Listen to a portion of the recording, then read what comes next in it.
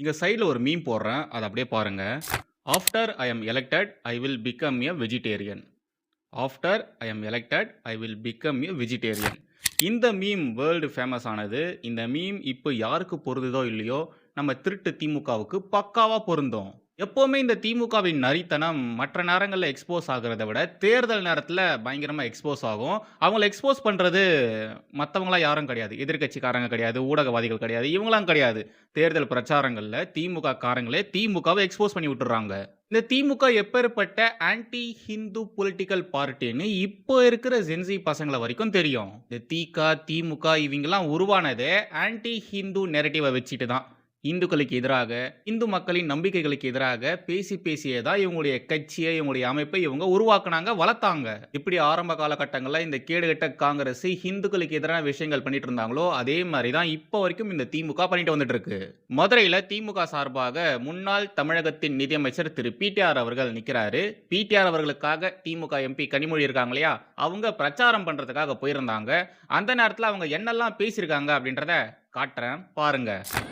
நிறைய பேர் சொல்லுவாங்க திமுக ஆட்சி பிடிஆர் கையை பார்த்தாலே தெரியும், அவர் ரெட்டியை பார்த்தாலே தெரியும் உங்களுக்கு. திமுக ஆட்சி இந்துக்களுக்கு எதுவும் செய்ய மாட்டாங்கன்னு சொல்லுவாங்க.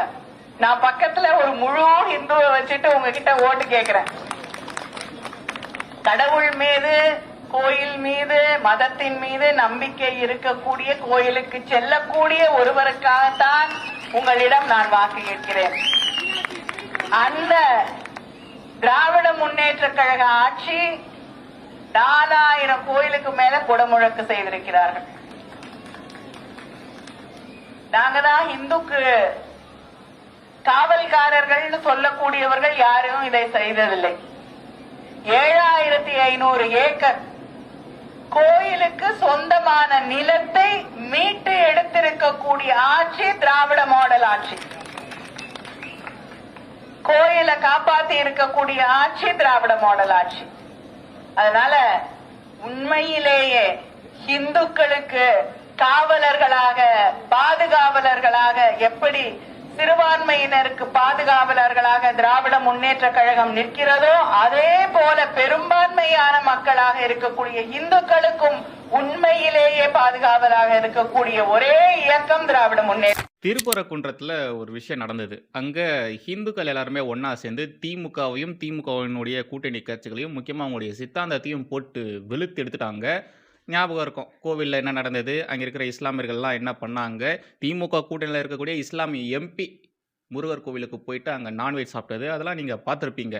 அதுக்கப்புறமா ஹிந்துக்கள் எல்லாருமே ஒன்றிணைந்துட்டாங்க. திமுகவுக்கு எதிராக, அங்கே இருக்கிற அடிப்படைவாத இஸ்லாமியர்களுக்கு எதிராக ஹிந்துக்கள் களமிறங்கிட்டாங்க. அந்த ஒரு பயம், ஹிந்து போலரைசேஷன் ஆகுது அப்படின்ற ஒரு பயத்தினால தான் கனிமொழி அவர்கள் இப்படிலாம் இங்கே உட்காந்து பேசிகிட்டு இருக்காங்க. ஸ்டார்டிங்கில் உங்களுக்கு ஒரு மீம் காமிச்சா இல்லையா, அந்த மீம் மாதிரியே தான் இந்த விஷயமும் இருக்கும் பாருங்க. அந்த மீம்ல எப்படி சில விஷயங்கள் சொல்லியிருக்காங்களோ அதே மாதிரி தான் இங்க கனிமொழி மேடம் பேசிட்டு இருக்காங்க. இதுல இவங்க சொல்றாங்க இல்லையா, ஹிந்து கோவில்களுக்கு சொந்தமான நிலத்தை நாங்க மீட்டு ஹிந்து கோவிலுக்கே கொடுத்துருக்கோம்னு சொல்லியிருந்தாங்க இல்லையா. சரி, எவன் கிட்ட இருந்து அந்த நிலத்தை மீட்டிங்க? அவ்வளோ வருஷமா எவன் ஹிந்து கோவிலுக்கு சொந்தமான நிலத்தை ஆட்டிய போட்டு வச்சிருந்தான்? இங்க இருக்கிற வக்ஃபு போர்டு ஏகப்பட்ட கோவில் நிலங்களை ஆட்டிய போட்டு வச்சிருந்தாங்களே, அதை மீட்டிங்களா?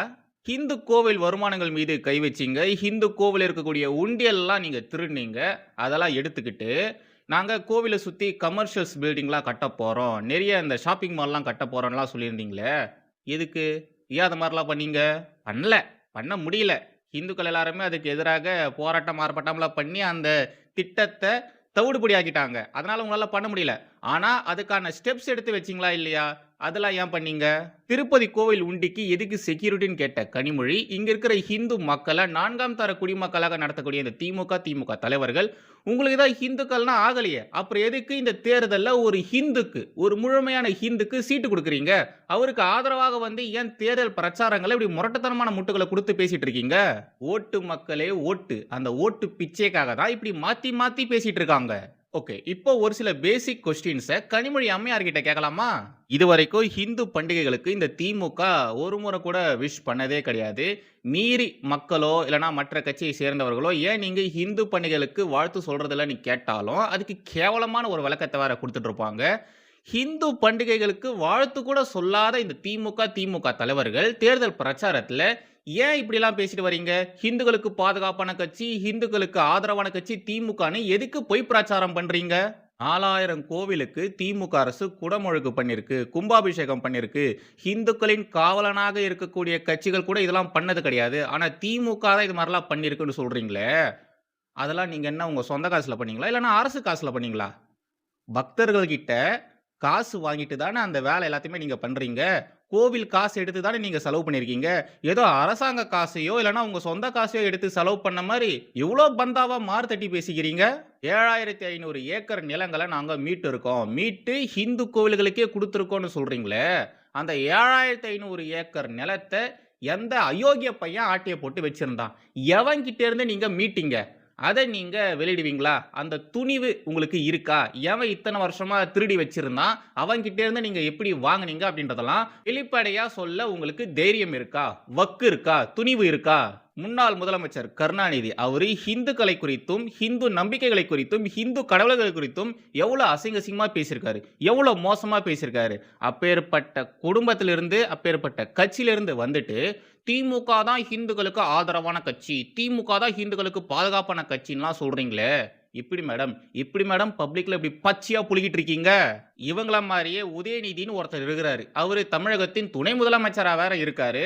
அவரு ஹிந்து மதத்தை குறித்து, இந்த சனாதன தர்மத்தை குறித்து என்னன்னு சொல்லியிருக்காரு? சனாதன தர்மத்தை என்ன பண்ணுவேன்னு சொன்னாரு?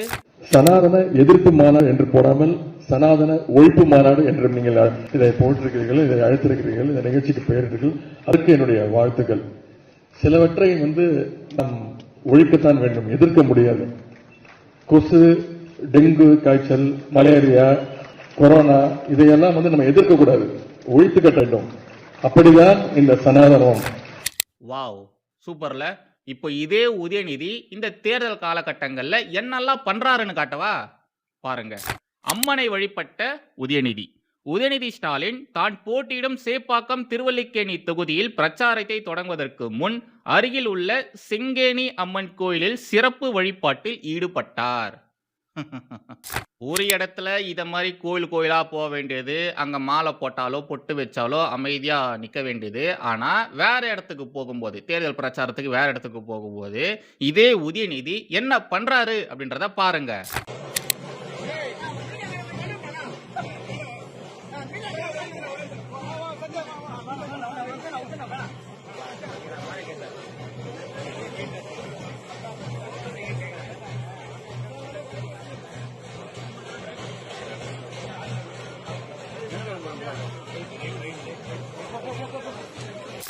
Yes sir. ஒரு இடத்துல பொட்டு வச்சாங்கன்னா அதை அப்படியே வச்சுக்கிறீங்க. இன்னொரு இடத்துல பொட்டு வச்சாங்கன்னா அதை உடனடியாக அழிச்சிடுறீங்க. ஏன் சார், இதுக்கு பேர் என்ன தெரியுமா சார்? இதுக்கெல்லாம் பேர் என்ன தெரியுமா? எச்ச. இவங்களாம் மட்டும் கிடையாது மக்களே. திமுகவில் இருக்கக்கூடிய முக்கியமான மூத்த தலைவர்கள் எல்லாருமே இப்படிதான் இருக்காங்க. தேர்தல் நேரத்துல நாடகம் மேல நாடகமா போட்டுட்டு அலையிறாங்க. தேர்தல் இல்லாத நேரங்கள்ல சதா சர்வ காலமும் ஹிந்துக்களுக்கு எதிராக, ஹிந்து மக்களின் ஆன்மீக நம்பிக்கைகளுக்கு எதிராக அசிங்க அசிங்கமா பேச வேண்டியது. தேர்தல் நேரம் வந்தா போதும் கோவிலா சுத்த வேண்டியது. தோத்துல உப்பு போட்டு திங்கிற ஹிந்துக்கள் யாரும் திமுகவுக்கு சப்போர்ட் பண்ண மாட்டாங்க. திமுகவுக்கு ஓட்டே போட மாட்டாங்க. யாரெல்லாம் சோத்துல உப்பு போட்டு திங்கிறீங்களோ, ஹிந்துக்களா இருந்தீங்கன்னா திமுகவுக்கு மட்டும் ஓட்டு போட்டுறாதீங்க. கருணாநிதியை தொட்டு உதயநிதி வரைக்கும் இந்த திமுக தலைவர்கள் என்னெல்லாம் பேசியிருக்காங்க அப்படின்றத மறந்துடாதீங்க. லாஸ்ட் ஒரு வீடியோல ஓசிஸ் ஒரு வீரமணி தேர்தல் அரசியல் பற்றி பேசினதெல்லாம் பார்த்துருந்தோம். அப்பவே நம்ம சொல்லியிருந்தோம், இந்த அளவு திமுகவுக்கு முரட்டுத்தனமா முட்டுக்கள் தரீங்களே, முட்டி போட்டு சேவகம் பண்றீங்களே, ஆனா உங்களை திமுக தலைவர்கள் தேர்தல் பிரச்சாரத்துல கூப்பிடவே மாட்டேன்றாங்களே, எதுக்கு இந்த மானங்கெட்ட ஒரு வாழ்க்கை அப்படின்ற மாதிரி நம்ம கேட்டிருந்தோம். இப்போ இத பாருங்க. திமுக அலறல். ஸ்டாலின் உதயநிதி தொகுதியில் கி வீரமணி பிரச்சாரம் இல்லை. ஸ்டாலின் உதயநிதி தொகுதியில் கி வீரமணி, ஆசிரியர் ஓசிசோரி வீரமணி பிரச்சாரத்தில் இல்லை. எப்படி சூப்பர்ல? தேர்தல் காலகட்டங்கள்ல இவங்க இப்படிதான் பண்ணுவாங்க. மக்களை இப்படிதான் ஏமாத்துவாங்க. இத மாதிரி ஏமாத்தி தான் இவ்வளோ வருஷமா திமுக அரசியல் பண்ணிட்டு வந்துட்டு இருக்கு. பட் இதுக்கப்புறமாவும் இத மாதிரி ஏமாத்துறதெல்லாம் செல்லுபடி ஆகாது. மக்கள் எல்லாருமே உஷாராயிட்டாங்க. ஸோ இந்த முறை கண்டிப்பா திமுகவ மக்கள் ஏத்துக்க மாட்டாங்க. முக்கியமா இவங்க போடுற இந்த நாடகத்த மக்கள் ஏத்துக்கவே மாட்டாங்க. வந்தே